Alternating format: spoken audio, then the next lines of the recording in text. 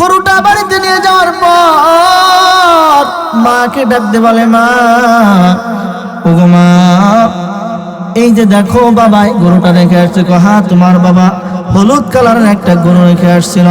এই গরুটা দেখতে যে এত সুন্দর হবে তা তো বুঝি নাই। এত সুন্দর হবে যে তাসুররুন নাজরিন, যে দর্শক যেন দেখলে তাদের কাছে আনন্দিত হয়, তারা যেন কি হয়, আনন্দিত হয়। এত সুন্দর হবে বুঝি নাই। মাগো গরুটা কি করব? কয়, যা বাবা গরুটা বাজারে নিয়ে যা, বাজারে নিয়ে বিক্রি কর। এই টাকা দিয়া হলেও আমাদের অল্প কিছু হলেও ভালো মোটামুটি ভাবে সংসারটা চলবে, যা বাজারে নিয়ে যা। সন্তান ডাক দে, কয়, মা, বাজারে গরুটা নিয়ে কত টাকা হাঁকাবো, কত টাকা দাম চাইব? ও বাবা, তুমি এই গরুটার দাম চাইবা 10 দিরহাম। তৎক্ষণাৎ জমানায় 10 দিরহাম তুমি এই টাকা গরুটার দাম চাইবা। সন্তান গরুটা বাজারে নিয়ে যাওয়ার পথে হঠাৎ করে দেখেন না, অনেক সময় গরু বাজারে নিয়ে যাওয়ার পথে হঠাৎ করে দেখবেন কিছু হাটে যাওয়ার আগে কিছু মানুষ, দাঁড়ান দাঁড়ান দাঁড়ান, কই নাও, ওই গরু হাটে নেই, তাদেরকে কি বলে? দালাল। তাদেরকে কি বলে? দালাল। তা বালক হাটে নিয়ে যাওয়ার আগে একজন কাস্টমার দাঁড়ায় রয়েছে। বালক, দাঁড়াও দাঁড়াও দাঁড়াও, গরু নিয়ে কই যাও? বাজারে যায়। গরুর দাম কত? 10 দিরহাম। তবে কিন্তু আমার মা বলছে মায়ের অনুমতি ছাড়া গরু দিব না। সন্তান বাধ্যগত, মায়ের অনুমতি ছাড়া আমি গরু দিতাম না। বালক কাস্টমারের দিকে তাকায় দেখে যে কাস্টমার সুন্দর পাঞ্জাবি পরিহিত, সাদা পোশাক পরা, মাথায় সবুজ পাগড়ি পরা, মুখে দাঁড়িয়ে আছে। কাস্টমারও হেভি কাস্টমার। 10 দিরহাম তোমার গরুর দাম? হ্যাঁ, 10 দিরহাম। তোমাকে আমি 20 দিরহাম দিব। গরুটা আমাকে দিয়া দাও। এই জামানার যদি সন্তান হয়তো গরু দিয়া 10 টাকা নিজের পকেটে আর 10 টাকা বাসায় না, কই না, মায়ের কাছ থেকে অনুমতি নিয়ে আমি না নেওয়া পর্যন্ত গরু আপনাকে দিতে পারি না। গরু বাড়িতে নিয়ে যাওয়ার পর মা ডাকতে বলে, সন্তান গরুর দাম কত আসছে? মা, গরু বাজারে নিয়ে যাওয়ার আগে পথের থেকে আর একজন আমাকে ডাকতে কয়, গরু তোমাকে 20 দিরহাম দেব, গরু দিয়া দাও। মা গো, তুমি বলেছো তোমার অনুমতি ছাড়া যেন আমি গরু না দেই, এজন্য আমি গরু দেই নাই। ও বাবা, তাহলে আগামীকালকে আবার তুমি গরুটা নিয়ে যাবা, তবে তুমি 20 দিরহামও চাবা না। 10 দিরহাম তো দূরের কথা, 20 দিরহামও তুমি দাম চাবা না। এই গরুর দাম চাইবা তুমি 40 দিরহাম। কয় দিরহাম? 40 দিরহাম। বালক বাজারে গরুটা নিয়ে যাওয়ার পথে আবার ওই চাচা মিয়া, বালক দাঁড়াও, গরু নিয়ে যাও, বাজারে যাওয়ার আগে তোমার গরুর দাম কত আমাকে বলে যাও। তো আমার গরুর দাম হলো 40 দিরহাম। ও বালক, তোমার গরু তোমাকে 40 দিরহাম না, 50 দিরহাম না, তোমাকে তোমার গরুর মূল্য আমি 80 দিরহাম দেব, গরু দিয়া দাও। মায়ের অনুমতি লাগবে। গরু নিয়ে বাড়িতে চলে গেছে। বাড়িতে যাওয়ার পর এবার মা ডাক দিয়ে কয়, সন্তান গরুর দাম কত আসছে? সন্তান ডাক দিয়ে বলে, মা, গরুর তো 80 দিরহাম বলছে। বলে, সন্তান এই গরুটা যেন কোনো গরু হবে না, এই গরুটা সাধারণ কোনো গরু হবে না, এই গরুর মূল্যটা তুমিও জানো না, আমিও জানি না। ও বাবা, তোমাকে যে লোকটা পথ থেকে ডাক দিয়ে গরুর দাম মূল্য নির্ধারণ করে দেয়, ও বাবা, আগামীকালকেও তুমি গরুটা নিয়ে যাইবা, তবে তুমি তার কাছে কোনো দামাদামি করবা না। তাকে বলবা, হাতটা জড়া ধইরা বলবা, ও চাচা যান, ও চাচা যান, এই গরুটার সঠিক মূল্যটা আমাদেরকে বলে দেন। আর তুমি তোমার বর্ণনাটাও দিবা। তুমি গিয়া বলবা, চাচা যান, আমার বাবা নাই, ছোটবেলার থেকে আমার মা আমাকে কষ্ট করে লালন পালন করেছে। ও চাচা যান, আমি নিজে জঙ্গলের ভিতরে কাঠ কাটিয়া কাটিয়া সংসার চালাইতাম। আমাদের সংসারটা ভালোভাবে চলে না। আমার আব্বা জান আমার আব্বা জান ছোটবেলায় জঙ্গলের ভিতরে গরুটা রেখে আসছিল।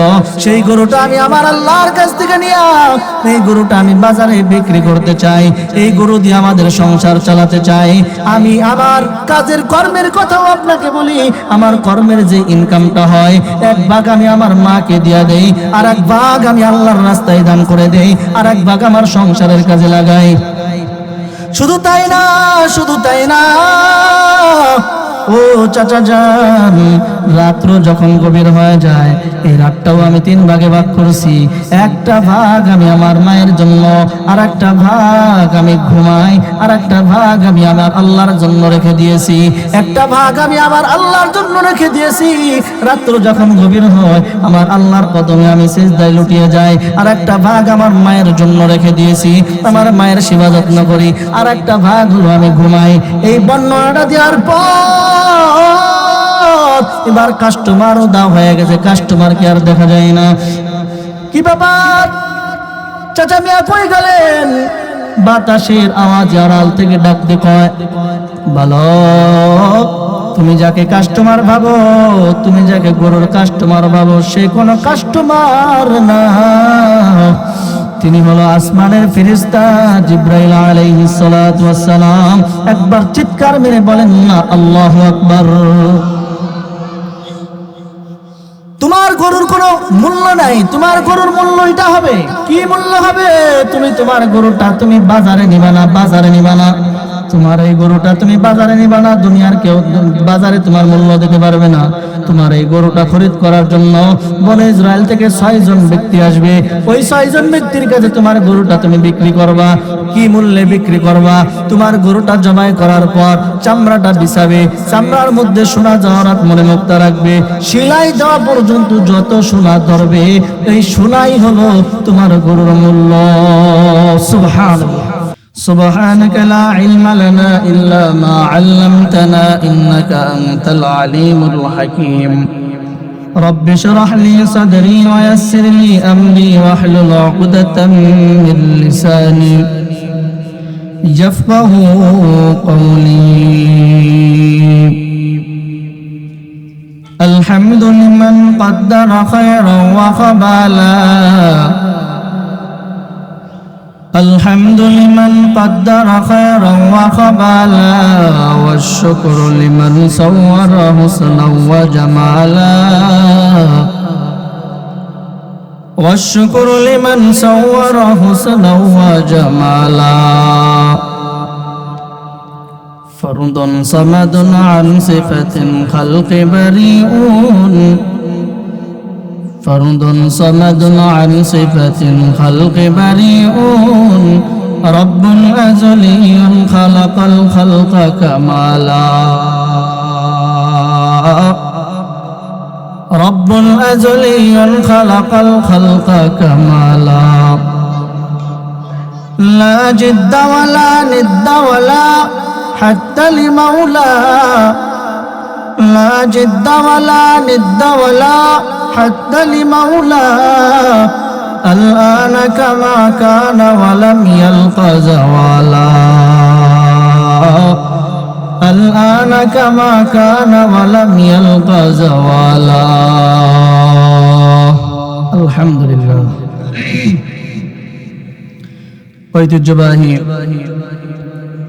হযরত হালিমাতুস সাদিয়া রাদিয়াল্লাহু তাআলা আনহা মহিলা মাদ্রাসা ও এতিমখানার উদ্যোগে ৫তম বার্ষিক ওয়াজ মাহফিলের সম্মানিত সভাপতি, সম্মানিত প্রধান অতিথি জনাব হযরত মাওলানা হানজালা সাহেব, উপমহাদেশের ফরায়েজি আন্দোলনের মহান নেতা হাজী শরীয়তুল্লাহ রহমাতুল্লাহ আলাইহির ৭ম পুরুষ আপনাদের মাঝে আসবেন। এই জন্য একবার বলি আলহামদুলিল্লাহ। পীরজাদা বাহাদুরপুর বিশেষ বক্তা শ্রদ্ধেয় উস্তাদুল্লাহ জনাব হযরত মাওলানা মুফতি আশরাফ আলী মাহমুদী মুহতামিম ও মুহাদ্দিস শামসুল উলুম মাদ্রাসা খাবাসপুর ফরিদপুর। মাহফিলের বিশেষ বক্তা, প্রিয় বন্ধুবর, সুমধুর কণ্ঠস্বর তরুণ বক্তা মাওলানা আব্দুল্লাহ আজিজ সাহেব, এছাড়া আরো অন্যান্য উলামা ইকরামগণ, মঞ্চে উপবিষ্ট জাতির মাথার মুকুট হযরত উলামা ইকরাম, সামনে আমার উপবিষ্ট দিনদরদি মুসলমান ভাইয়েরা, পর্দার আড়ালের শ্রদ্ধা সম্মানিত মা ও বোনেরা, মহান রব্বুল আলামিনের দরবারে হাজারো লাখ কোটি দরুদ ও সালাম। যে মহান রব্বুল আলামিন আমাদেরকে অত্যন্ত ভালোবেসে, স্নেহ করে, মায়া করে, মহাব্বত করে জান্নাতের বাগানের মধ্যে আসার, বসার, আলোচনা করবার এবং শুনবার মতো তৌফিক দিয়েছেন। যে মহান রব্বুল আলামিন আমাদেরকে এত সুন্দর দামি দামি নিয়ামত দান করেছেন, সে মহান রব্বুল আলামিনের দরবারে অন্তরের গভীর স্তর থেকে সব টুকুন ভালোবাসা উজাড় করে দিয়ে প্রাণ খুলে, জবান খুলে কালিমাতুশ শুকর আদায় করে নেই আলহামদুলিল্লাহ। আপনারা মাহফিলে আসতে পেরে মনে হয় একটু বেজার যদি না হন, তাহলে খুশির সাথে আওয়াজ উঁচু করে, জবান খুলে রবের দরবারে কৃতজ্ঞতা স্বরূপ সকলে আবার বলি আলহামদুলিল্লাহ। ফার্সিতে একটা কথা আছে, উর্দুতে একটা কথা আছে, আজকা কাম কাল পর না ডাল। আজকের কাম কালকের উপরে ছেড়ে দিও না, আজকের কাম কালকের জন্য রেখে দিও না। আমি আপনি চিন্তা করতেছি যে এই মাহফিলের ময়দানে কে আসছে, কে বয়ান করবে, না সামনে মাহফিলে যাব। আল্লাহ আপনাকে এমন একটা বিপদের সম্মুখীন করতে পারে কি পারে না? এজন্য রাস্তাঘাটে, দোকানপাটে, মেলাতে যারা যেখানে আছেন, আল্লাহকে রাজি খুশি করার জন্য সকলেই মাহফিলের ময়দানে এসে জমে জমে বসে যায়। বেশি সময় আমি আপনাদের কাছ থেকে নিব না, কেননা আপনারা তো বাহাদুরপুরের নাম শুনে আসছেন। বাহাদুরপুরের হুজুর আসবে, বাহাদুরপুরের হানজালা সাহেব আসবে, হাজী শরিয়াতুল্লাহ রহমাতুল্লাহ আলাইহির সপ্তম পুরুষ আসবে। আর ভাইও খুব চমৎকার আলোচনা করেন, আপনারা তার ওয়াজ শোনার জন্যই আসছেন। তবে আমি হালকা কিছু কথা বলবো, অল্প কিছু কথা বলবো, একটা বিষয়ের উপরে আমি অল্প কিছু কথা বলবো, কথা বলেই ইনশাআল্লাহ আমি শেষ করব। তবে আমি আপনাদেরকে একটা পরীক্ষার ভিতরেও ফেলাবো, একটা পরীক্ষার ভিতরেও আমি আপনাদেরকে ফেলাবো। দেখা যাবে মালিকের দরবারে কে কত পাস মার্ক নিয়ে বাসায় যেতে পারে। পরীক্ষাতে ছাত্র যতগুলা স্টুডেন্ট পরীক্ষা দিতে যায়, প্রত্যেকটা স্টুডেন্ট, প্রত্যেকটা ছাত্র চায় আমি যেন পূর্ণ 100-র ভিতরে 100 মার্ক পাই, ঠিক না? এখানে আপনারা যারাই আছেন, আপনারাও কি চান যে আল্লাহকে 100% খুশি করে তারপরে বাসায় যাব? চান তো ইনশাআল্লাহ? কে কে চায়? নারায়ে তাকবীর। জোর নাই, নারায়ে তাকবীর। হুজুর আপনারই জোর নাই, তা আমাদের জোর বাড়বে কেমনে? নারায়ে তাকবীর, লিল্লাহে তাকবীর। তো 100% খুশি করে, যেহেতু মালিককে আমরা 100% খুশি করে এখান থেকে যেতে চাই, সেই মালিককে খুশি করার জন্য আখেরি মোনাজাত দিয়ে এখান থেকে যেতে হবে ইনশাআল্লাহ। জোর না ইনশাআল্লাহ? ইনশাআল্লাহ, ইনশাআল্লাহ এমন একটা পাওয়ারফুল একটা বাক্য, যেই বাক্যটা একটা মজার একটা ঘটনা আপনাদের শোনাবো। একজনে গরু কিনতে যাবে। কি কিনতে যাবে? গরু কিনতে যাবে। এখন স্ত্রীর কাছ থেকে টাকা নিছে। টাকা নেওয়ার পর বলছে এই টাকা দিয়ে গরু কিনবো, আমি বাজারের দিকে যাই। এখন স্ত্রী বেচারা, যেহেতু স্বামী গরু কিনবে, গাই কিনবে, একটা গায়ে দুধ দহন করা যায়, তো স্ত্রী গায়ের যেই দুধ রাখবে সে দুধ রাখার জন্য হাড়ি পাতিল যা কিছু আছে সব কিছু কিনছে, যে এটাই আমি দুধ রাখবো, এটার পরে জ্বালাবো, জ্বালানোর পরে একটু ঘি হবে। গরু কিনছে, স্ত্রীকে হুদাই পেটাইছে না? এখন এইটা তো পাশের মহল্লার মানুষের সহ্য হয় নাই। এখন তোমার স্ত্রী মারছো কেন, এই কথা বইলে কি পিটানো যাবে? তার স্বামীরে পিটানো যাবে? এখন পাশে ছিল একজনের বেগুন খেয়াত, সে খেয়াতালা এসে কয়, তুই যদি গরু কিনতি সেই গরু সুইটটা আমার বেগুন গাছের খেত নষ্ট করতো, এই কয় আচ্ছা মতন পিটানো শুরু করছে। ঠিক করছে না?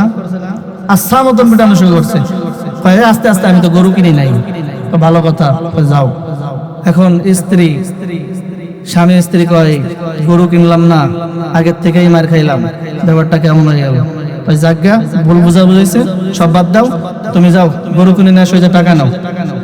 আচ্ছা ঠিক আছে, আমি যাই গরু কিনে নিয়ে আসি। স্ত্রী কয়, দাঁড়াও, গরু কিনতে যাওয়া ভালো কথা, তবে ইনশাল্লাহ বলে যাও, ইনশাল্লাহটা বলে যাও। ঘর থেকে যে বের হচ্ছে যে গরু কিনতে যাইবা, ইনশাল্লাহটা বলে যাও।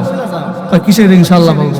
পকেটে আমার টাকা, আমার নিজের টাকা পকেটে, গরু কিনতে যাবো, গরু নিয়ে বাড়ি চলে আসবো, ইনশাল্লাহ বলার দরকার কি? টাকাটা হারায় হতে যাইতে পারে। হ্যাঁ, এমন কাজ করবো যে টাকা ওর হবে না। করছে কি? জামা উঁচু কইরা প্যান্টের যে পকেট, উপরের পকেটে রাখে নাই, ভিতরের তল প্যাকেটও রাখে নাই, প্যান্টের নিচে ছোট্ট প্যান্ট পরি না আমরা, সেই ছোট্ট প্যান্টের ভিতরে রাখছে। যে চোর যতদূর হাত দেখ, ওই জায়গা তো রাত দেবে না, দেবে? এখন বিছারা হাটে যাওয়ার পর পোলাফানে খেয়াল করছে, চাচা আমি হাটে আইছি। পোলাফানে খেয়াল করছে, চাচা আমি হাটে আইছি। কারণ চাচা মিয়ার কাছ থেকে টাকা কিভাবে নেওয়া যায়? পকেট তো ভারী দেখা যায় না, টাকা কই?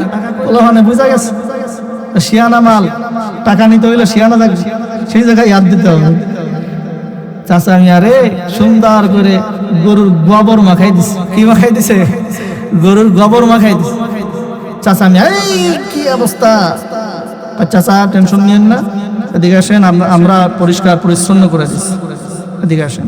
চাচা মিয়ারে সুন্দর করে টিউবওয়েলের কাছে নিয়ে 5 জন ঘেরাও করে সুন্দর করে ধোয়া দেয়, আর অপারেশন বাস দিয়ে চালু করা, অপারেশন বাস দিয়ে চালু। টাকা নিয়ে গেছে। চাচা মিয়া গরু কিনতে যাবে, হাত দিছে, পুরো হাত বাইরে গেছে। চাচা মিয়ার বুঝতে আর বাকি নাই। চাচা মিয়া পকেট থেকে হাত দিয়ে দেখে টাকা নাই, চাচা মিয়ার কাছে টাকাও নাই। হাইটটা একটা বাড়িতে আসছে, স্ত্রী দরজার কাছে দাঁড়ানো, কি ব্যাপার, গরু কই? ইনশাল্লাহ গরু কিনতে পারি নাই। টাকা দাও, ইনশাল্লাহ টাকা নাই। ঘরে ঢোকো, ইনশাল্লাহ ঘরে ঢুকতেছে। মুখ দিয়ে ইনশাল্লাহ বের হইছে? মুখ দিয়ে ইনশাল্লাহ বের হইছে? কখন বের হইছে? এমন সময় বের হয়েছে যে সময় ইনশাল্লাহ বের হলে আর কোনো কিছু করার থাকে? আর কিছু করার থাকে না। এজন্য মুসলমান ইনশাআল্লাহ বলতে হবে, প্রত্যেকটা জায়গায় জায়গায় ভবিষ্যতের কাজ করার জন্য ইনশাআল্লাহ বলতে হবে। মুসলমানের জবান দিয়ে সদা সর্বদা ইনশাআল্লাহ বের হবে। আখেরি মুনাজাত দিয়ে আমরা বাড়িতে যাব ইনশাআল্লাহ। জোর নাই ইনশাআল্লাহ, ইনশাআল্লাহ।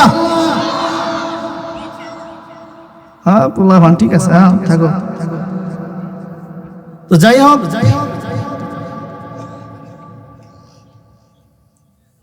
আমি আপনাদের সামনে কুরআনুল কারীমের মধ্য থেকে কয়েকটি কারিমা, আয়াতে কারিমা তেলাওয়াত করেছি। আয়াতে কারিমার উপরে এবং রাসূলের অসংখ্য হাদিস থেকে এক টুকরা হাদিসের এক টুকরা তেলাওয়াত করেছি। আল্লাহ পাক রব্বুল আলামিন আমাকে এবং আপনাদেরকে এই আয়াত ও হাদিসের উপরে আলোচনা করবার এবং শুনবার মতো আমলের সাথে ধৈর্যের সাথে কবুল করেন, বলেন আমিন।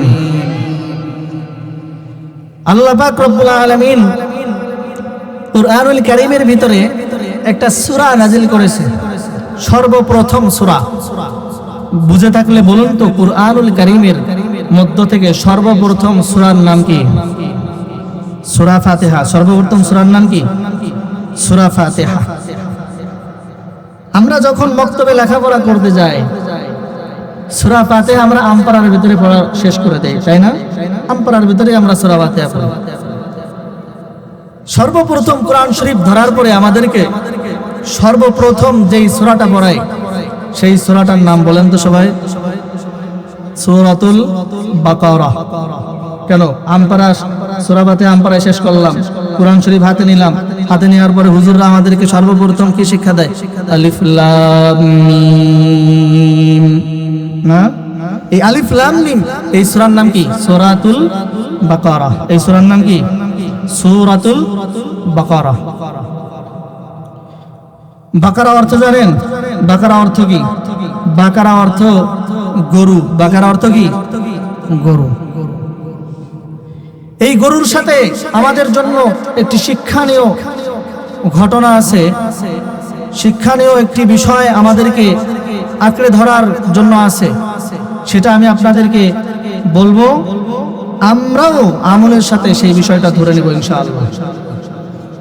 আল্লাহ পাক রব্বুল আলামিন বলেন, সূরা বাকারা, এই সূরাটা নাজিল করেছেন আল্লাহর হাবিব সাল্লাল্লাহু আলাইহি ওয়াসাল্লাম বলেন, সূরাতুল বাকারা হলো এমন একটি সূরা, যেই সূরাটা তিলাওয়াত করলে আল্লাহ পাক রব্বুল আলামিন তার উপরে রহমত নাজিল করেন, বরকত নাজিল করেন। কেমন রহমত নাজিল করেন, কেমন বরকত নাজিল করেন? সাহাবী সূরা বাকারা তিলাওয়াত করতেছে, রাতের বেলায় ঘোড়া পাশে বাঁধা, সূরা বাকারা তেলাওয়াত করতেছে, ঘোড়া পাশে বাঁধা, এবং তার ছোট্ট একটা সন্তান কিনারে শোয়ানো, বাকারা তেলাওয়াত করে। আলিফ লাম মিম যালিকাল কিতাবু লা রাইবা ফীহি হুদাল লিল মুত্তাকিন।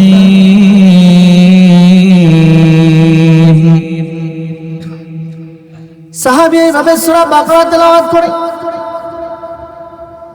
হঠাৎ তাকায় দেখে সূরা বাকারা তেলাওয়াত করে, আর হঠাৎ তাকায় দেখে ঘোড়াটা লাফানো শুরু করে দিয়েছে। সাহাবী তেলাওয়াত থামায় দেয়, ঘোড়ার লাফানো থেমে যায়। সাহাবী আবার তেলাওয়াত করে, ঘোড়াটা আবার লাফানো শুরু করে। সাহাবী তেলাওয়াত থামায় দেয়, ঘোড়াটা লাফানো থামায় দেয়। সুবহানাল্লাহ কইতেন না? সাহাবী চিন্তা করলেন, আমি যদি এভাবে তেলাওয়াত করতে, আমি যেটা বলতেছিলাম আপনাদের, যে সাহাবী সূরা বাকারা তেলাওয়াত করে আর পাশ থেকে কি লাফায়? ঘোড়া লাফায়। তো সাহাবী তেলাওয়াত করে ঘোড়া লাফায়, তেলাওয়াত করে ঘোড়া লাফায়, তেলাওয়াত থামায় দিছে, ঘোড়াও থেমে যায়, তেলাওয়াত থামায় দেয়, ঘোড়াও থেমে যায়। চিন্তা করলেন, আমি যদি তেলাওয়াত করতে থাকি তাহলে ঘোড়া লাফাইতেই থাকবে, আর আমার পাশে যেই সন্তান ঘুমানো, না জানি ঘোড়ার লাঠিটা আমার সন্তানের লেগে যায়।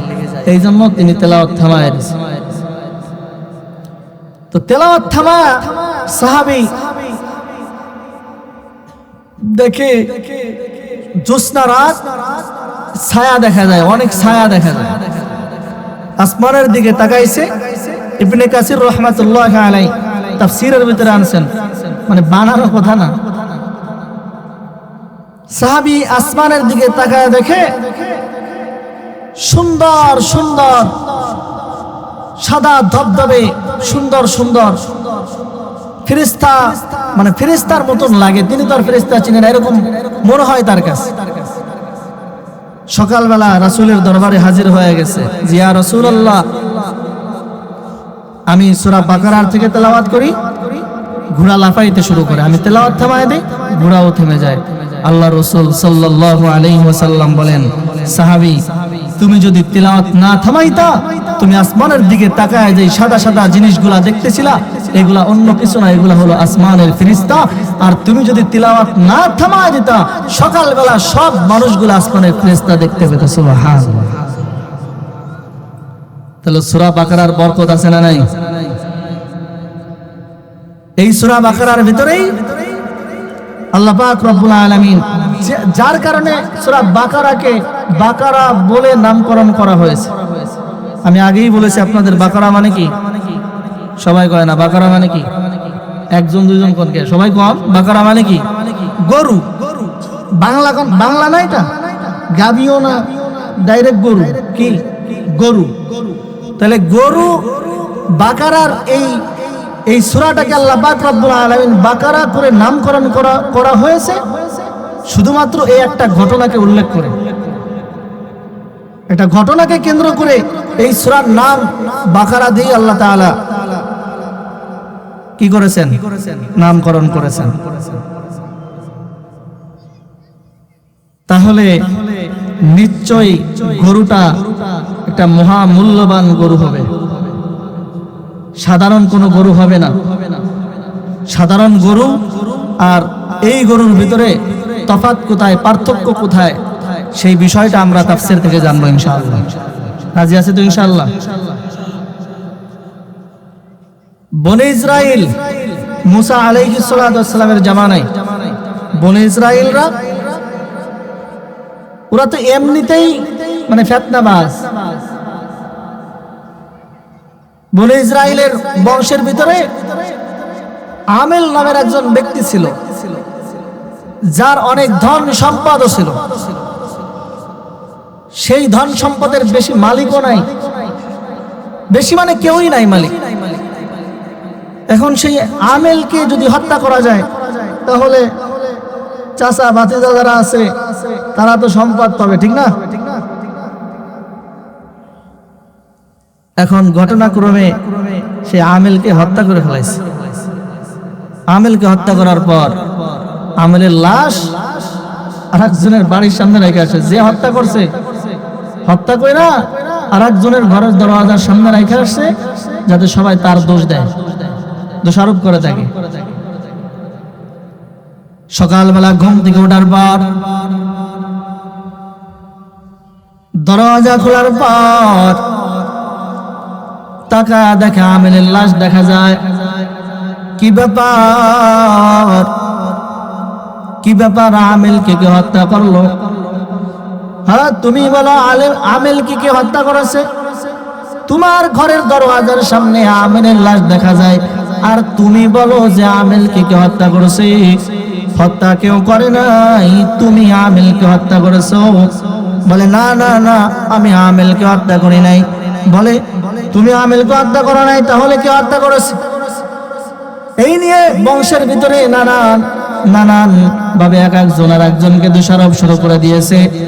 বলে আর কেউ কারোর উপরে দোষারোপ না করে চলো আমরা সবাই মুসার দরবারে চলে যাই। সব মানুষগুলা মুসা আলাইহিস সালাতু ওয়াস সালামের দরবারে যাওয়ার পর পয়গম্বর মুসা আলাইহিস সালাতু ওয়াস সালামকে ডাক দিয়ে বলে, ও মুসা, আমাদের বংশের থেকে কে যেন আমেলকে হত্যা করেছে, তুমি এই হত্যা তদন্তকারীর ভিতরে যে হত্যা করেছে তুমি আমাদেরকে নির্ণয় করে দাও। পয়গম্বর মুসা আলাইহিস সালাতু ওয়াস সালামকে এই কথাটা বলার পর পয়গম্বর মুসা আলাইহিস সালাতু ওয়াস সালাম চুপ করে আছে। মুসা কেন কথা বলো না? পয়গম্বর মুসা আলাইহিস সালাতু ওয়াস সালাম ডাকতে বলেন, আমাকে আমার রব যতক্ষণ না পর্যন্ত জানাবে না ততক্ষণ পর্যন্ত আমি তোমাদের কোনো কিছুই বলতে পারবো না। বলে হ্যাঁ ও মুসা, আমরাও জানি তোমার রব তোমাকে যতক্ষণ না পর্যন্ত জানাবে না ততক্ষণ পর্যন্ত তুমিও জানতে পারবে না, এটা আমরাও জানি, এই জন্যই তো তোমার কাছে আসছি। ও মুসা, তুমি তোমার রবের কাছ থেকে শুনে আমাদেরকে বলো কে আমেলকে হত্যা করেছে। আর মুসা আলাইহিস সালাম কয়, ওয়াইদ ক্বালা মুসা লিকাওমিহি ইন্নাল্লাহা ইয়া'মুরুকুম আন তাযবাহু বাকারা,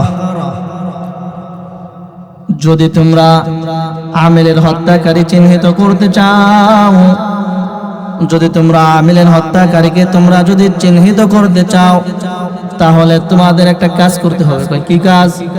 কয় তোমাদের আরেকটা হত্যা করতে হবে। কয় মুসা, তুমি কি তামাশা করো? ঘর পোড়ার ভিতরে আলু পোড়া দাও। আমরা বাংলায় বলি না, ঘর পোড়ার ভিতরে আলু পোড়া দিতেছি। এমনি একজন মারা গেছে, এমনি একজন মারা গেছে, আমরা দুঃখে বাসি না, আমাদের কে মারলো? খুনি তোমার কাছে আমরা চিহ্নিত করতে আসছি, আর তুমি কেউ আরেকজন হত্যা করো? আরে আমি আরেকজন বলতে আমি একটা গরুকে হত্যা করতে বলতেছি, একটা গরু তোমাদের জবাই করতে হবে। আনতাযবাহু বাকারা, একটা গরু তোমাদের জবাই করতে হবে। মুসা ক্বালু আতাত্তাখিযুনা হুজুয়া, মুসা, তুমি কি আমাদের সঙ্গে তামাশা করো নাকি তুমি কি আমাদের সঙ্গে ঠাট্টা করো যে একটা গরু জবাই করে তুমি খুনি চিহ্নিত করতে চাও? মুসা, তামাশা করিও না, তামাশা করিও না, তামাশা করিও না। পয়গম্বর মুসা আলাইহিস সালাতু ওয়াস সালাম ডাকতে বলেন, ক্বালা আউযু বিল্লাহি আন আকুনা মিনাল জাহিলিন। আল্লাহু আকবার। পয়গম্বর মুসা আলাইহিস সালাতু ওয়াস সালাম ডাকতে বলেন, ও বনি ইসরাইল, তোমরা ভালো করে শুনে নাও, পয়গম্বররা কখনো তামাশা করে না, পয়গম্বররা কখনো জাতিকে নিয়ে তামাশা করে না, পয়গম্বররা কখনো জাতিকে নিয়ে কখনো উপহাস করে না, ঠাট্টামি করে না। আমি আল্লাহর কাছে আশ্রয় চাই। ক্বালা আউযু বিল্লাহি আন আকুনা মিনাল জাহিলিন।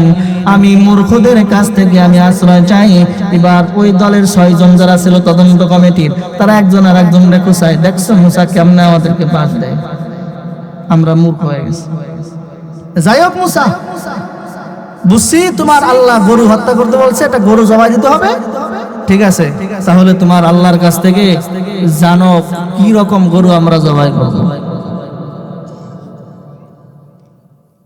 আচ্ছা, আল্লাহ বলছেন যে তোমরা একটা গরু জবাই দাও, গরু তো জবাই দিলে হয়ে যায়, তাই না? তাই ক্বালু দু'ু লানা রাব্বাকা ইউবায়্যিন লানা মা হিয়া, ক্বালু দু'ু লানা রাব্বাকা ইউবায়্যিন লানা মা হি।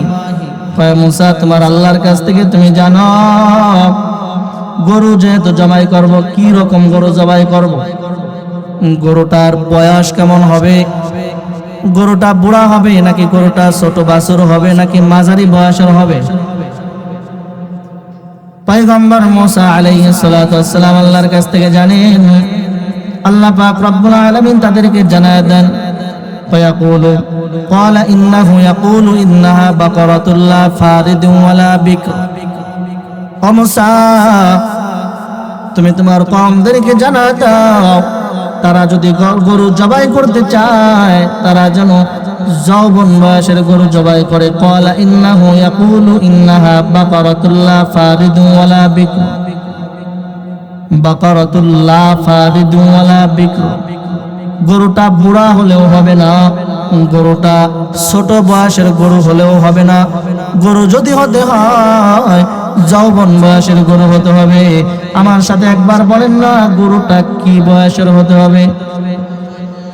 তার মানেও বোঝা যায় যৌবন বয়সটা আমার আল্লাহ তাআলার কাছে সব থেকে বেশি পছন্দ, ঠিক কিনা? এই জন্য যুবক ভাই, যৌবন বয়সটা তুমি হেলায় ফেলায় কাটা দিও না, এই যৌবন বয়সটা কাজে লাগাতে হবে। যৌবন বয়সে যদি ইবাদত করা যায়, রাসূল আরবি সাল্লাল্লাহু আলাইহি ওয়াসাল্লাম বলেন, যৌবন বয়সে যদি কেউ ইবাদত করে তার জন্য হাসরের ময়দানে আল্লাহ পাক রব্বুল আলামিন আরশের নিচে তাকে ছায়া দান করবে। সুবহানাল্লাহ।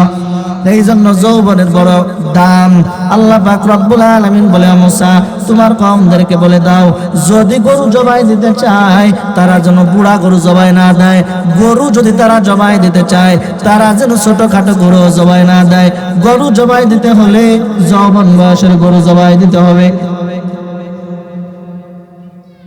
এখন কওমেরা ডাকতে কয়, ঠিক আছে আমরা বুঝছি, যৌবন বয়সের গরু আমরা জবাই দেবো, এটা আমরা বুঝলাম। মুসা, তোমার আল্লাহরে কও যৌবন বয়সের গরু আমরা জবাই দেব, কিন্তু গরুর ভিতরে তো কালার আছে। কালার কি হবে? সাদা হবে না লাল হবে না কালা হবে? তোমার আল্লাহরে কও। কাইসা বনে ইসরাইল দেখছেন, প্রথমে বলছে গরু জবাই দাও, গরু জবাই দিলে হয়ে যায়। বয়স কেমন হবে?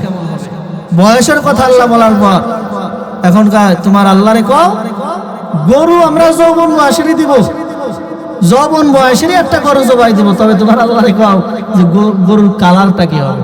গরুর ভিতরে তো কালার আছে, কিছু গরু আছে সাদা কালার, কিছু গরু আছে লাল কালার, কিছু গরু আছে কালা কালার, কিছু গরু আছে লাল সাদা বাজানো আছে না নাই? না তোমার আল্লাহর কাছ থেকে কোয়া যে গরুর কালার কি হবে। এখন পয়গম্বর মুসা قال ادع لنا ربك يبين لنا ما هي قال إنه يقول إنها بقرة صفراء পয়গম্বর মুসা ডাকতে বলেন গরুর কালার কি হবে? قال إنه يقول إنها بقرة صفراء তোমাদেরকে আল্লাহ পাক রব্বুল আলামিন সাদা কালারের গরু জবাই দিতে বলে নাই, তোমাদেরকে আল্লাহ পাক রব্বুল আলামিন কালো কালারের গরু জবাই দিতে বলে নাই, তোমাদেরকে আল্লাহ পাক রব্বুল আলামিন লাল কালারের গরু জবাই দিতে বলে নাই। আচ্ছা বলেন তো এই তিনটা কালার ছাড়া আর কোন গরু আছে? দেখছেন কোনদিন? কোনদিন দেখছেন, শুনছেন? কয় তোমরা যদি গরু জবাই দিতে চাও লাল কালার হলেও হবে না, সাদা কালার হলেও হবে না, কালো কালার হলেও হবে না। গরু যদি জবাই দিতে চাও তাহলে হলুদ কালারের গরু জবাই দিতে হবে। কোনদিন শুনছেন হলুদ কালারের গরু আছে? হ্যাঁ অবশ্যই আছে। যদি না থাকে আল্লাহ তাআলার বর্ণনা দেওয়া একদম বৃথা হয়ে যাবে, যেহেতু স্বয়ং আল্লাহ রাব্বুল আলামিন বলে ও মুসা তোমার কওমদেরকে বলো হলুদ কালারের গরু জবাই দিতে হবে। কওমেরা বলে ও মুসা বুঝলাম হলুদ কালারের গরু জবাই দিতে হবে, এটাও বুঝলাম। ও মুসা তোমার আল্লাহর কাছ থেকে একবার জিগাও না হলুদ কালারের গরু জবাই দিতে হবে, এটা বুঝলাম, এটা আমরা পাবো, তাও বুঝলাম। ক্বালা ইন্নাহু ইনশাআল্লাহু লামুহতাদুন, ইনশাআল্লাহ আমরা আল্লাহ চাহে তো আমরা গরুটা পেয়েও যাব, এটাও আমরা বুঝলাম। যেহেতু আল্লাহ তাআলা বর্ণনা দিয়েছেন হলুদ কালারের গরু জবাই দিতে হবে, আল্লাহ যদি চায় তাহলে আমরা গরুটা পেয়েও যাব। ও মুসা তোমার আল্লাহর কাছ থেকে শুনে নাও গরুটা কেমন ধরনের গরু হবে। যৌবন বয়সের গরু হবে এটা বুঝলাম, হলুদ কালারের গরু হবে তাও বুঝলাম। গরুটা কি ধরনের হবে? অনেক ধরনের গরু আছে। এমন গরু আছে যেই গরু দিয়ে হাল চাষ করানো হয়, এমন গরু আছে ধান মাড়ানো হয়, এমন গরু আছে যেই গরু দিয়া সংসারের কাজ করানো হয়, এমন গরু তো আছে। তুমি বলো না এর ভিতরে কোন ধরনের গরু হতে হবে? আল্লাহ পাক রব্বুল আলামিন পয়গম্বর মুসাকে জানায় দেয় ও মুসা তাদেরকে জানায় দাও গরুটা এমন গরু হতে হবে যেই গরুর কোনো স্পট থাকা যাবে না, যেই গরুর ভিতরে কোনো দাগ থাকা যাবে না, যেই গরুর ভিতরে কোনো দাগ থাকা যাবে না, যেই গরু দিয়ে কোনোদিন হাল চাষ করানো হয় নাই, যেই গরু দিয়ে কোনোদিন ধান মারানো হয় নাই, সোজা কথা যেই গরু দিয়ে কোনোদিন কাজ করানো হয় নাই, এমন গরু দরকার, এমন গরু দরকার, এমন গরু জবাই দিতে হবে, অন্যথায় কিন্তু হবে না। পয়গম্বর মুসা এই কথাটা বলার পর তারা বলে হ্যাঁ এবার আপনি হাসা কথা কইছেন, এবার আপনি সত্য বর্ণনাটা আমাদের কাছে দিয়েছেন। ক্বালুল আনা জিতা বিল হক, এবার না আপনি আমাদেরকে সঠিক বর্ণনাটা দিয়েছেন। মানে এতক্ষণ পর্যন্ত মুসা আলাইহিস সালাম সঠিক বর্ণনা দেয় নাই। সর্বপ্রথম গরু জবাই দিলে হয়ে যায় কয় কালার কি হবে, কয় বয়স কেমন হবে, কেমন ধরনের গরু হবে, পেঁচায়। আর যত পেঁচায় তত কঠিন বানায় দেন যিনি তিনিকে। তাহলে গরুটা কিভাবে আমরা পাবো? এই গরুটা যেন তেন তো গরু হবে না, হলুদ কালারের গরু। আবার এই গরু দিয়া কোনোদিন হাল চাষ করানো হয় নাই, কোনো কাজে ব্যবহার করা হয় নাই, এমন গরু কোথায় পাওয়া যাবে? যদি না পাওয়া যাবে তাহলে আল্লাহ তাআলার বর্ণনাটাও তো বৃথা। এজন্য আমার আল্লাহ ওয়ান পিস হলুদ কালারের গরু বানায়া আল্লাহ পাক রব্বুল আলামিন সেই গরুর মাধ্যমে আমিলের খুনিকে শনাক্ত করবে। চিৎকার মেরে বলেন না সুবহানাল্লাহ। বনু ইসরাইলরা ভাগে ভাগে বের হয়ে গেছে গরু খুঁজার। হলুদ কালারের গরু কই পাওয়া যায়? ওপাশ দিয়ে আল্লাহ পাক রব্বুল আলামিন এই হলুদ কালারের গরুটা এমন একজন ব্যক্তির কাছে রাখছে। কেমন একজন ব্যক্তির কাছে রাখছে জানো? ও ভাঙ্গার মুসলমান, ও চতলার পাড়ের মুসলমান, ও শিমুল বাজারের মুসলমান, ও ও নওজোয়ান যুবক ভাইয়েরা, ব্যবসায়ী ভাইয়েরা আমার, ও দাড়ি পাকা মুরব্বী ভাইয়েরা আমার, চাচারা আমার, ভালো করে শুনে নেন, ভালো করে শুনে নেন। আল্লাহ পাক রব্বুল আলামিন এই গরুটা এমন একজন ব্যক্তির কাছে রাখছে। কি এমন ব্যক্তি সে কি জানেননি?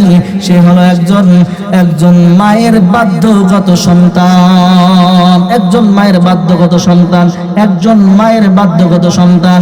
কি ব্যাপার, কি এমন ঘটনা? আল্লাহ পাক রব্বুল আলামিন বলেন কুরআনুল কারীমের ভিতরে মুফাসসিরিন ইকরামরা এই ঘটনা বর্ণনা করেছেন। মুফাসসিরিন ইকরামরা বলেন একজন স্বামী স্ত্রী তারা জঙ্গলের ভিতরে বসবাস করত, জঙ্গলের ভিতরে বসবাস করত। স্বামী বেচারা হঠাৎ করে অসুস্থ হয়ে গেছে, কাঠ কেটে কেটে তার সংসার চালাইতো। তার একটা গরু ছিল, যে গরুর দুধ দহন করে সেটা দিয়ে সংসার চালাইতো। স্ত্রী ডাকতে কয়, স্বামী আমার, আপনার অসুস্থতার জন্য আপনি ঠিক মতন কাজ করতে পারেন না, আপনি ঠিক মতন কাজ করতে পারেন না, আপনি এতটা অসুস্থ হয়ে গেছেন, টাকা ইনকাম করার ক্ষমতাও আপনার পর্যন্ত নাই। স্বামী গো, এত টাকা দিয়ে আপনি কিভাবে চিকিৎসা করবেন, সেটাও তো আমাদের কাছে নাই। স্বামী দানবনিত হয়েছে। এবার সন্তান মাকে ডাকতে কয়, ও মা, দুনিয়ার সব কষ্ট আমার কাছে সহ্য হয়, মাগো তোমার কষ্ট আমার কাছে সহ্য হয় না। দিনদার পরিষ্কার একটা সন্তান, ও মা, দুনিয়ার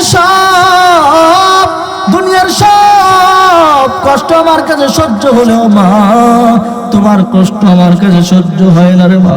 ও মা, তুমি মানুষের দ্বারে দ্বারে গিয়ে আর কাজ করবো না, টাকা চাইবা না।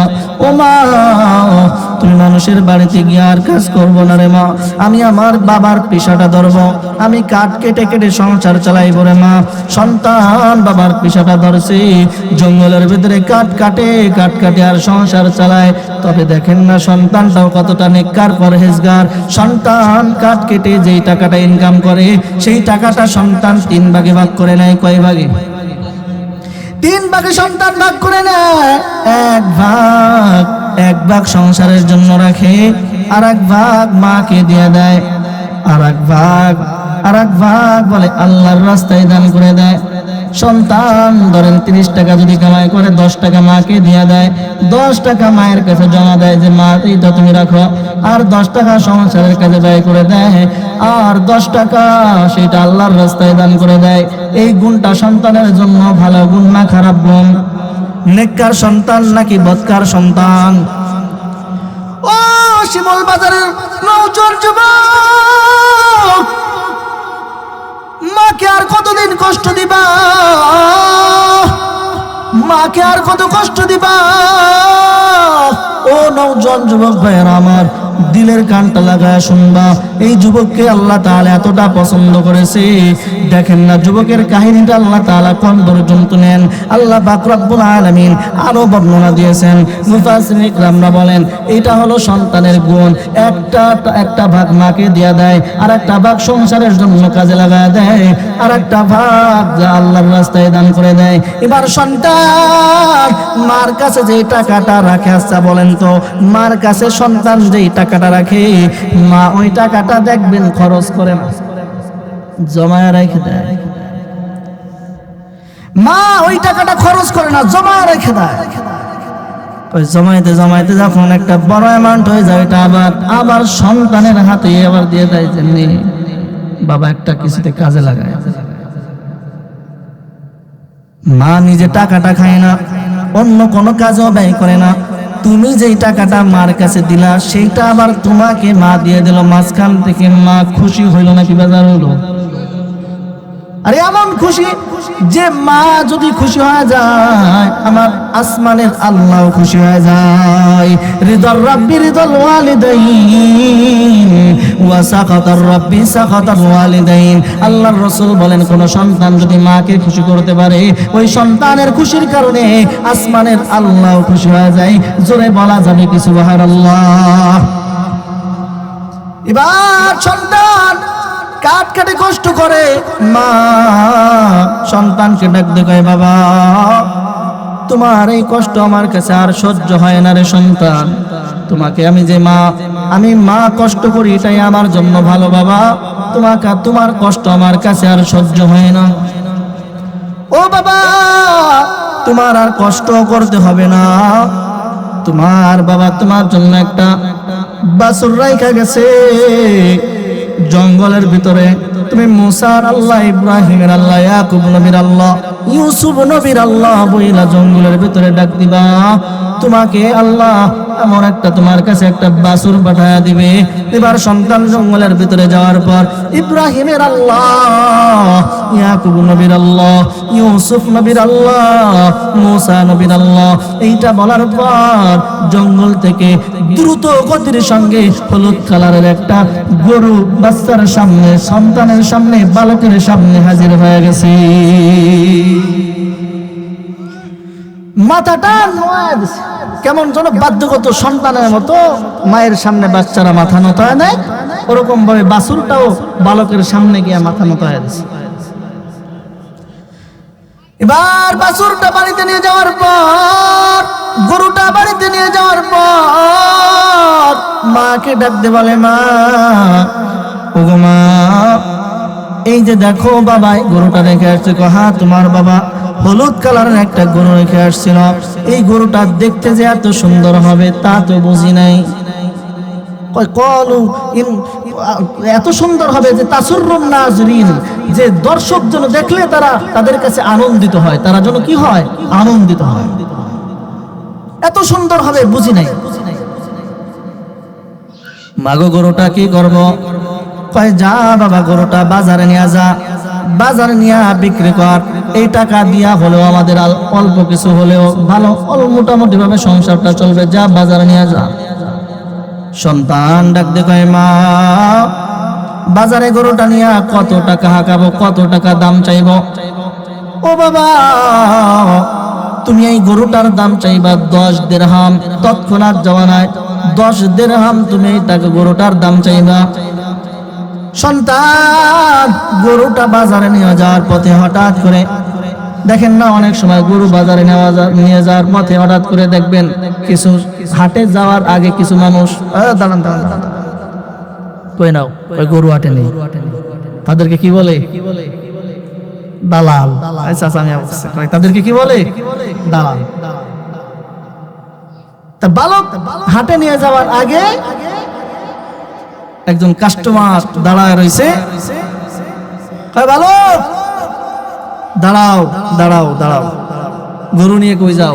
বাজারে যায়। গরুর দাম কত? 10 দিরহাম। তবে কিন্তু আমার মা বলছে মায়ের অনুমতি ছাড়া গরু দিব না।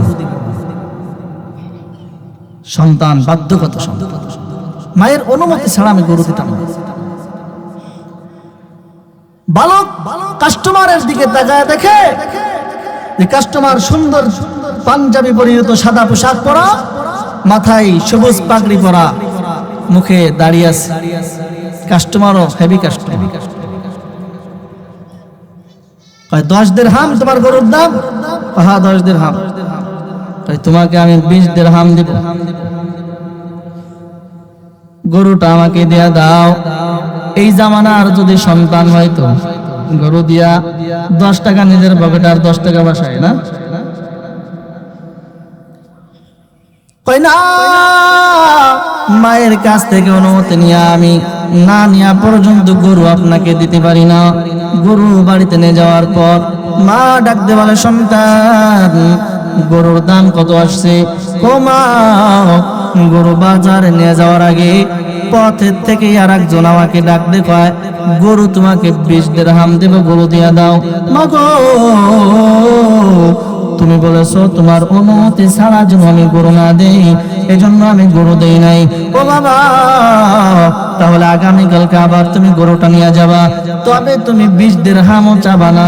10 দিরহাম তো দূরের কথা, 20 দিরহামও তুমি দাম চাবা না। এই গরুর দাম চাইবা তুমি 40 দিরহাম। কয় দিরহাম? 40 দিরহাম। বালক বাজারে গরুটা নিয়ে যাওয়ার পথে আবার ওই চাচা মিয়া, বালক দাঁড়াও, গরু নিয়ে যাও, বাজারে যাওয়ার আগে তোমার গরুর দাম কত আমাকে বলে যাও। তো আমার গরুর দাম হলো 40 দিরহাম। ও বালক, তোমার গরু তোমাকে 40 দিরহাম না 50 দিরহাম না, তোমাকে তোমার গরুর মূল্য আমি 80 দিরহাম দেব, গরু দিয়া দাও। মায়ের অনুমতি লাগবে। গরু নিয়ে বাড়িতে চলে গেছে। বাড়িতে যাওয়ার পর এবার মা ডাক দিয়ে কয়, সন্তান গরুর দাম কত আসছে? সন্তান ডাক দিয়ে বলে, মা গরুর তো 80 দিরহাম বলছে। বলে, সন্তান এই গরুটা যেন কোনো গরু হবে না, এই গরুটা সাধারণ কোনো গরু হবে না, এই গরুর মূল্যটা তুমিও জানো না আমিও জানি না। ও বাবা, তোমাকে যে লোকটা পথ থেকে ডাক দিয়ে গরুর দাম মূল্য নির্ধারণ করে দেয়, ও বাবা আগামীকালকেও তুমি গরুটা নিয়ে যাইবা, তবে তুমি তার কাছে কোনো দামাদামি করবা না। তাকে বলবা, হাতটা জড়া ধইরা বলবা, ও চাচা যান, ও চাচা যান, এই গরুটার সঠিক মূল্যটা আমাদেরকে বলে দেন। আর তুমি তোমার বর্ণনাটাও দিবা। তুমি গিয়া বলবা, চাচা যান, আমার বাবা না, ছোটবেলার থেকে আমার মা আমাকে কষ্ট করে লালন পালন করেছে। ও চাচা যান, আমি নিজে জঙ্গলের ভিতরে কাঠ কাটিয়া কাটিয়া সংসার চালাইতাম, আমাদের সংসারটা ভালোভাবে চলে না। আমার আব্বা যান, আমার আব্বা যান ছোটবেলায় জঙ্গলের ভিতরে গরুটা রেখে আসছিল। সেই গরুটা আমি আমার আল্লাহর কাছ থেকে নিয়ে এই গরুটা আমি বাজারে বিক্রি করতে চাই, এই গরু দিয়ে আমাদের সংসার চালাতে চাই। আমি আমার কাজের কর্মের কথাও আপনাকে বলি, আমার কর্মের যে ইনকামটা হয় 1 ভাগ আমি আমার মাকে দিয়া দেই, আর 1 ভাগ আমি আল্লাহর রাস্তায় দান করে দেই, আর 1 ভাগ আমার সংসারের কাজে লাগাই। শুধু তাই না, শুধু তাই না, ও চাচা যান, রাত্র যখন গভীর হয়ে যায়, এই রাতটাও আমি 3 ভাগে ভাগ করছি। 1টা ভাগ আমি আমার মায়ের জন্য, আর 1টা ভাগ আমি ঘুমাই, আর 1টা ভাগ আমি আমার আল্লাহর জন্য রেখে দিয়েছি। 1টা ভাগ আমি আমার আল্লাহর জন্য রেখে দিয়েছি। রাত্র যখন গভীর হয়, আমার আল্লাহর কদমে আমি সিজদায় লুটিয়ে যাই। আর 1টা ভাগ আমার মায়ের জন্য রেখে দিয়েছি, আমার মায়ের সেবা যত্ন করি। আর 1টা ভাগ হলো আমি ঘুমাই। এই বর্ণনাটা দেওয়ার পর এবার কাস্টমারও দাও হয়ে গেছে, কাস্টমারকে আর দেখা যায় না। কি ব্যাপার চাচা মিয়া, কই গেলেন? বাতাসের আওয়াজ আড়াল থেকে ডাক দিয়ে কয়, বালক, তুমি যাকে কাস্টমার ভাবো, তুমি যাকে গরুর কাস্টমার ভাবো, সে কোনো কাস্টমার না, তিনি হলো আসমানের ফেরেশতা জিবরাইল আলাইহিস সালাতু ওয়াস সালাম। একবার চিৎকার মেরে বলেন না আল্লাহু আকবার। তোমার গরুর কোনো মূল্য নাই, তোমার গরুর মূল্য এটা হবে। কি মূল্য হবে? তুমি তোমার গরুটা তুমি বাজারে নিবা না, বাজারে নিবা না, তোমার এই গরুটা তুমি বাজারে নিবা না, দুনিয়ার কেউ বাজারে তোমার মূল্য দিতে পারবে না। তোমার এই গরুটা খরিদ করার জন্য বনে ইসরায়েল থেকে 6 জন ব্যক্তি আসবে। ওই 6 জন ব্যক্তির কাছে তোমার গরুটা তুমি বিক্রি করবা। কি মূল্যে বিক্রি করবা? তোমার গরুটা জবাই করার পর চামড়াটা বিছাবে, চামড়ার মধ্যে সোনা জহরাত মনে মুক্তা রাখবে, সেলাই দেওয়া পর্যন্ত যত সোনা ধরবে, এই সোনাই হলো তোমার গরুর মূল্য। সুবহানাল্লাহ। এই জন্য মা যদি বাধ্যগত সন্তান হওয়া যায়, আল্লাহ পাক রব্বুল আলামিন আপনার ইনকামের ভিতরে বরকত দিয়ে দিতে পারে কি পারে না? আল্লাহর ক্ষমতা নাই? আসেনি আল্লাহর ক্ষমতা। এই জন্য মা বাবার বাধ্যগত সন্তান হতে হবে। মা বাবার যদি বাধ্যগত সন্তান হওয়া যায়, ওই যে দেখো না, দেখো সুলাইমান আলাইহিস সালাতু ওয়াস সালাম তখতার উপরে বসা, তার সিংহাসনের উপরে বসা। আল্লাহ পাক রব্বুল আলামিন ওহী নাজিল করে বলে, ও পয়গম্বর সুলাইমান যান, আপনি সমুদ্রের কিনারে চলে যান। পয়গম্বর সুলাইমান সমুদ্রের কিনারে যাওয়ার পর আল্লাহ পাক রব্বুল আলামিনকে ডাক দিয়ে বলে, আল্লাহ, ও আল্লাহ, সমুদ্রের কিনারে আপনি আমাকে কেন আসতে বললেন? আল্লাহ পাক রব্বুল আলামিন ডাক দিয়ে বলে, সুলাইমান, আপনি ডানে বামে তাকায় দেখতে পাবেন, আমার কুদরত দেখতে পাবেন। সুলাইমান পয়গম্বর ডানে তাকায় বামে তাকায়, কোথাও মালিকের কুদরত দেখা যায় না। এবার সুলাইমান পয়গম্বর আল্লাহকে ডাক দিয়ে বলে, আল্লাহ, তোমার কোথায় তোমার কুদরত, কোথায় তোমার কুদরত? আল্লাহ পাক রব্বুল আলামিন ডাক দিয়ে বলে, সুলাইমান, আপনি যান সমুদ্রের মাঝখানে গিয়া দেখেন, আমি আল্লাহ তাআলার কুদরত দেখতে পাবেন। পয়গম্বর সুলাইমান সমুদ্রের মাঝখানে যাওয়ার পর ডানে তাকায় বামে তাকায়, মালিকের কুদরত দেখা যায় না। আল্লাহ পাক রব্বুল আলামিন ডাকতে বলে, ও পয়গম্বর, আপনি একবার সমুদ্রের ভেতরে ডুব দিয়া দেখেন না, আমার কুদরত দেখতে পাবেন। সুলাইমান পয়গম্বর খাদেম আসিফকে ডাকতে আসিফ, যা নুজহাতুল মাজালিস নামক কিতাবের ভিতরে ঘটনা উল্লেখ আছে, বানায়া কিসসা কাহিনী আপনাদেরকে বলতে আসি নাই। নুজহাতুল মাজালিস নামক কিতাবের মধ্যে ঘটনা উল্লেখ আছে। পয়গম্বর সুলাইমান আসিফকে ডাকতে আসিফ, যা সমুদ্রের ভিতরে ডুব দিয়া দেখ, কি মালিকের কুদরত দেখা যায়। আসিফ নামের খাদেম সমুদ্রের ভিতরে ডুব দিয়ে এসে দেখে, মালিকের কুদরত দেখা যায়। এবার পয়গম্বর সুলাইমান নিজেও ডুব দিলেন, ডুব দেওয়ার পর দেখে আল্লাহ তাআলার কুদরত দেখা যায়। কি কুদরত, কি কুদরত! সুলাইমান পয়গম্বর বলেন, আমি সমুদ্রের ভিতরে ডুব দেয়া দেখলাম, সুন্দর একটা ঘর দেখা যায়। যেই ঘরটা সমুদ্রের মাঝখানে, তার ডানেও কোনো দেওয়াল নাই, বামেও দেওয়াল নাই, সামনেও দেওয়াল নাই, পেছনেও দেওয়াল নাই, উপরেও কোনো ছাদ নাই, নিচেও কোনো পাত নাই। এমন একটা ঘর সমুদ্রের ভিতরে রাখা, তবে ঘরের ভিতরে একটা ফোঁটাও পানি প্রবেশ করে না। এই নাকি সুবহানাল্লাহর আওয়াজ, জোরে কর না সুবহানাল্লাহ। আরে মিয়া, সুলাইমান পয়গম্বর ঘরের নিকটে যাওয়ার পর তাকায় দেখে শুধু ঘর না, ঘরের ভিতরে আল্লাহর একজন বান্দা, যুবক বান্দা বসে বসে মালিকের ইবাদতে মশগুল। কাদেরে কুদরত দারি বর কামাল, আনতা রব্বি আনতা হাসবি জুল জালাল, তুহি কাদের জলিলুল্লাহ জাহাদার, বগর হালে তুই মেরা নিগাহদার। সুলাইমান পয়গম্বর যুবককে ডাক দেখো, যুবক তুমি এখানে কতদিন যাবত তুমি মালিকের ইবাদত করো? যুবক ডাকতে বলে, হুজুর গো, আমি এখানে মালিকের ইবাদত 1 বছর না 2 বছর না, আমি এখানে মালিকের 2000 বছর ধরে ইবাদত করি। কয় হাজার বছর? সুলাইমান পয়গম্বর ডাক দে কয়, যুবক 2000 বছর বাঁচা তো কারোর দ্বারা সম্ভব না, এত বছর হায়াত তো দুনিয়ার জীবনে পাওয়া সম্ভব না। ও যুবক, তুমি আমাকে খুলে বলো না, এর পিছনে কারণটা তুমি আমাকে খুলে বলো। যুবক ডাক দে কয়, হুজুর গো, আমার মা বেঁচে ছিল, আমার বাবা বেঁচে ছিল, আমার বাবা যখন মৃত্যুর শয্যায়, আমি তখন পর্যন্ত এখনো বিবাহ করি নাই, আমি আমার বাবার খেদমত করি।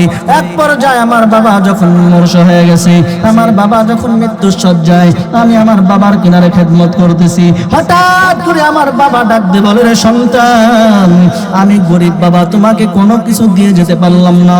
ও বাবা, তোমাকে আমি কোনো কিছু দিয়ে যেতে পারলাম না রে বাবা, তবে মালিকের কাছে হাত উঁচু করে বাবা দোয়া করে গেলাম, ও আল্লাহ, তুমি আমার সন্তানকে বিনা ইনকামে রিজিকের ফয়সালা করে দিও। সুবহানাল্লাহ। বিনা ইনকামে রিজিকের ফয়সালা করে দিও। যুবক, বিনা ইনকামে রিজিকের ফয়সালা, তোমার বাবার দোয়া কবুল হয়েছে? কয়, হ্যাঁ, আমি এখানে 2000 বছর ধরে ইবাদত করি, আমার কি ক্ষুধা লাগে না? কয়, অবশ্যই তো তোমার ক্ষুধা লাগে। কিভাবে তোমার ক্ষুধা মেটাও? কয়, সমুদ্রের থেকে একটা মাছ একটা পাতা নিয়ে আসে, ঠোঁটে করে একটা পাতা নিয়ে আসে, যেই পাতাটা আমি খাওয়ার পর 7 দিন পর্যন্ত আমার কোনো ক্ষুধাও লাগে না, কোনো তৃষ্ণাও লাগে না। জোরে বলা যাবে কি সুবহানাল্লাহ? ও যুবক, বুঝলাম বাবার দোয়ার কারণে তোমার রিজিকের ফয়সালা আল্লাহ হয়ে গেছে। তোমার এতদিন দীর্ঘদিন যাবত তোমার নেক হায়াত, এই নেক হায়াত তোমার কিসের দোয়া? হুজুর গো, আমার বাবা ইন্তেকাল করার পর আমার মা বেঁচে ছিল, আমার মা এক পর্যায়ে মৃত্যু শয্যায়, আমার মা যখন মুমূর্ষ অবস্থায় হয়ে গেছে, আমার মা আমাকে ডাকতে বলে, রে বাবা, বাবার খেদমত করতে করতে তোমার জীবনটা তুমি পার করে দিলা, বিয়েটা পর্যন্ত তুমি করলা না রে সন্তান। তোমার বাবা গরিব ছিল, তোমাকে কিছুই দিয়ে যেতে পারে নাই, নাই, তবে দোয়া করে গেছে আল্লাহর কাছে, আমি মা তোমাকে কি দিব রে বাবা, আমি মা তো তোমাকে দোয়া ছাড়া আর কিছুই দিতে পারি না রে বাবা, আমি মাও তোমার জন্য দোয়া করে গেলাম। ওগো আল্লাহ, আমার সন্তানকে তুমি নির্জন একটা জায়গায় দীর্ঘদিন যাবত নেক হায়াত দান করিও এবং তোমার ইবাদতে মশগুল রাখিও। একবার জোর জোরে বলা যাবে কি আল্লাহু আকবার? বরকত কিসের ভাই? মা এবং বাবা, মা এবং বাবা বরকত কিসের? যুবক ভাইরা কও না বরকত কিসের? এই মা বাবাকে কষ্ট দাও, এই মা বাবাকে নিয়ে ভাগাভাগি শুরু করে দাও। সন্তান যদি 3 জন হয়, বড় সন্তান কয় মা তুমি আমার ঘরে 10 দিন খাও, মেজ সন্তানের ঘরে তুমি 10 দিন খাও, সেজনের ঘরে তুমি 10 দিন খাও। এমন ভাগাভাগি সমাজে আছে না নাই? ও কপাল বড় সন্তান, মা বাবাকে নিয়ে ভাগাভাগি করো। তুমি একবার চিন্তা করলা না, তোমার মা তোমাকে 10 মাস 10 দিন যাবত গর্ভে ধারণ করেছে। কোনদিন শুনেছেন যে মা সন্তানকে 3 মাস, বাবা সন্তানকে 3 মাস, পাশের বাড়ির চাচি সন্তানকে 3 মাস এইভাবে কি ভাগাভাগি করে রেখেছে? সম্ভব? তোমাকে তোমার মা গর্ভে ধারণ করার সময় কোনদিন ভাগাভাগি করলো না, তোমাকে লালন পালন করার ক্ষেত্রে ভাগাভাগি করবো না। ও বাবা, তুমি তো তোমার মায়ের বুকটাকে তুমি টয়লেট বানায় তুমি ঘুমাইছো, তুমি তোমার মায়ের বুকের উপরে প্রস্রাব করে দিয়েছো, তোমার মায়ের বুকের উপরে তুমি পায়খানা করে দিয়েছো। কোনদিন তো তোমার মা তোমাকে গালে থাপ্পড় দেয় নাই, সন্তান কেন তুই আমাকে কষ্ট দেস? অথচ এই মা সন্তানকে চুমু খায়। বলে ছোটবেলায় মা সন্তানকে কেমন চুমু খায়? বলে সন্তানের এমন কোন জায়গা থাকে না যে জায়গায় মায়ের ঠোঁটের চুমু সন্তানের লাগে না। তাকায় দেখবেন পায়ের তালুটা ধরে পর্যন্ত সন্তানের চুমু খায়, ঠিক কিনা? এমন মা বাবারে কষ্ট দাও। বাইজিদ বুস্তামি রাহমাতুল্লাহি আলাইহি হজ করার জন্য, কাবা ঘর তওয়াফ করার জন্য মক্কায় চলে গেছে। দেখে আল্লাহর একজন বান্দা হামাগুড়ি খেয়ে কাবা ঘর তওয়াফ করে। খুব ভালোভাবে মনোযোগ দিয়ে গভীরভাবে শুনবেন।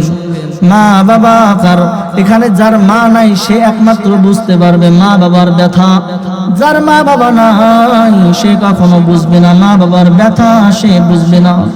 বাইজিদ বুস্তামি রাহমাতুল্লাহি আলাইহি কাবা ঘর তওয়াফ করে হঠাৎ করে তাকা দেখে আল্লাহর একজন বান্দা হামাগুড়ি খেয়ে কাবা ঘর তওয়াফ করতেছে। হাতটাই বানাই বাইজিদ বুস্তামি রাহমাতুল্লাহি আলাইহি যুবককে ডাক দে, বলে যুবক তুমি হামাগুড়ি খেয়ে কাবা ঘর তওয়াফ করো কত বছর পর্যন্ত? হুজুর গো আমি এখানে দীর্ঘ 12 বছর ধরে হামাগুড়ি খেয়ে কাবা ঘর তওয়াফ করি। কেন দীর্ঘ 12 বছর ধরে এভাবে তওয়াফ করে কেন? আমার অন্তরের ভিতরে একটা দুঃখ, আমার অন্তরের ভিতরে একটা বেদনা। কই কি ব্যথা, কি বেদনা? কই আমার মা দুনিয়ার জমিনে যখন বেঁচে ছিল আমার মাকে আমি চিনি নাই, আমার মাকে আমি বুঝি নাই, আমার মাকে আমি কষ্ট দিয়েছি। খুলে বলো। আমি নতুন বিবাহ করেছি, নতুন বিবাহ করার পর আমি অফিসে কাজ করি, আমি 3 মাস পর বাসায় যাই, আমি 3 মাস পর বাসায় যাই আর আমার নতুন বউ আমার কাছে আমার মায়ের নামে বিচার দেয়, আমার মায়ের নামে নালিশ করে। আমার কাছে ভালো লাগে না। আমি হঠাৎ একবার বাড়িতে যাওয়ার পর আমার স্ত্রী যখন আমার মায়ের নামে নালিশ করে, হঠাৎ করে একদিন আমি যখন বাসায় গেলাম, আমি আমার স্ত্রীর ঘরের দরওয়াজার কিনারে গিয়ে নক দিলাম, স্ত্রী দরওয়াজা খোলো, স্ত্রী দরওয়াজা খোলো। ঘর থেকে আমার স্ত্রী জবাব দেয়, যতক্ষণ না পর্যন্ত তুমি তোমার মায়ের বিচার না করবা ততক্ষণ পর্যন্ত তুমি ঘরের ভিতরে প্রবেশ করতে পারবে না, ঘরের দরওয়াজা তোমার জন্য আমি খুলবো না। মিজাজটা গরম হয়ে গেছে, হাতের কিনারে একটা লাঠি পাইলাম, লাঠিটা নিয়ে আমি আমার মায়ের ঘরের দিকে দৌড় দিলাম। আমি আমার মায়ের ঘরের কিনারে যাওয়ার পর হুজুর গো, আমি তাকায় দেখি, আমি লক্ষ্য করে শুনি, আমার মা ঘর থেকে আল্লাহর দরবারে হাত উঁচু করে দিয়ে দোয়া করে, আল্লাহ, ও গো দয়ার মালিক আল্লাহ, তুমি আমার সন্তানটাকে সহি সালামতে তুমি বাসায় ফিরায়ো, সহি সালামতে তুমি বাসায় ফিরায়ো। এই কথাটা আমার কানের ভিতরে যাওয়ার পরে আমার দিলটা একটু নাড়া দেয় নাই, আমার কষ্ট লাগে নাই। আমি আমার মা ঘরের ভিতরে যাই নামাজি বসা, সেই অবস্থায় আবার হাতের লাঠিটা দিয়ে আমার মায়ের মাথার উপরে একটা আঘাত মেরে দিলাম। একটা আঘাত পরে মাত্র আমার মা জমিনের মধ্যে বেহুশ হয়ে পড়ে গেছে। শুধু তাই না, আমি এতটা পাষণ্ড হয়ে গেছি, আমি এতটা পাষাণ হয়ে গেছি, আমি আমার মায়ের পাটা ধরে আশ্রয় টানতে আমি আমার গরুর গোয়াল ঘরের ভিতরে রাইখা আসি আমার স্ত্রীর পাশে যখন আমি ঘুমায় গেছি, হঠাৎ করে স্বপ্নের ভিতরে দেখি আমার মা দুনিয়ার জমিনে নাই। স্বপ্নের ভিতরে দেখি মা নাই। ঘুম থেকে ওঠার পর আমি দৌড়ে গোয়াল ঘরের ভিতরে গিয়া তাকা দেখি সত্যি সত্যি আমার মা দুনিয়ার জমিন থেকে চলে গেছে। হুজুর গো, আমার দিলার মানে না, আমার দিলার সহে না। আমি কার জন্য কাকে মারলাম, আমি কার জন্য কাকে হারাইলাম। জনম দুঃখিনী মা, যেই মা আমাকে 10 মাস 10 দিন পর্যন্ত গর্ভে ধারণ করেছে, যেই মা রাত্র 2টা নাই 3টা নাই 1টা নাই নিজের বুকের দুগ্ধ আমাকে পান করাইছে, শীতের বেলায় মা দুগ্ধ পান করাইছে। শীতের বেলা আমার মায়ের বুকের উপরে প্রস্রাব করে দিলে আমার মা আমাকে আঘাত না করিয়া জামা কাপড় চেঞ্জ করে আমাকে বুকের মধ্যে জড়ায় ধরে ঘুমাইছে। পাশের বাসার চাচি যান যদি বলছে পিঠা বানাইছে, যে যাও ভাবি পিঠাটা খাও, তোমার স্বামীকে নিয়ে পিঠা তুমি খাও। স্বামীকে ঠিকই আমি পিঠা দিছি, কিন্তু আব্দুল্লাহ এই পিঠাগুলো তুই ভালো খাস, এই জন্য তোর জন্য আমি রাইখা দিছি, আমার আব্দুল্লাহ খাবে।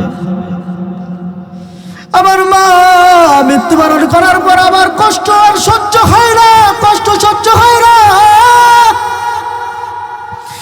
আমি ধারালো একটা অস্ত্র নিয়ে আমার পা আমি আঘাত করে কেটে ফেলছি। আমার এক পা কাটার পর আমি আর এক পা আমি আঘাত করে কেটে ফেলছি। আমার পা 2টা কাটার পরও আমার সান্ত্বনা মিলে না। আমি ধারালো অস্ত্র দিয়ে আমার আর একটা হাত আমি কাইটা ফেলাইছি। কাইটা ফেলানোর পর আর একটা হাত বাকি থাকে হুজুর। এই হাতটা আমি পাথরের ভিতরে ঢুকায় দিয়া আশ্রাইতে নরম হয়ে যাওয়ার পর পাথরের ভিতরে ঢুকায় দিয়া জোরে টান মাইরা আমার হাতটা আমি ছিঁড়া ফেলাইছি। যে এরপরেও আমার দেখি কষ্ট মিটে না। আমি হামাগুড়ি খেয়ে কাবা ঘর তো পড়তে আসছি। হুজুর গো, আমার মা কি আমাকে মাফ করবে?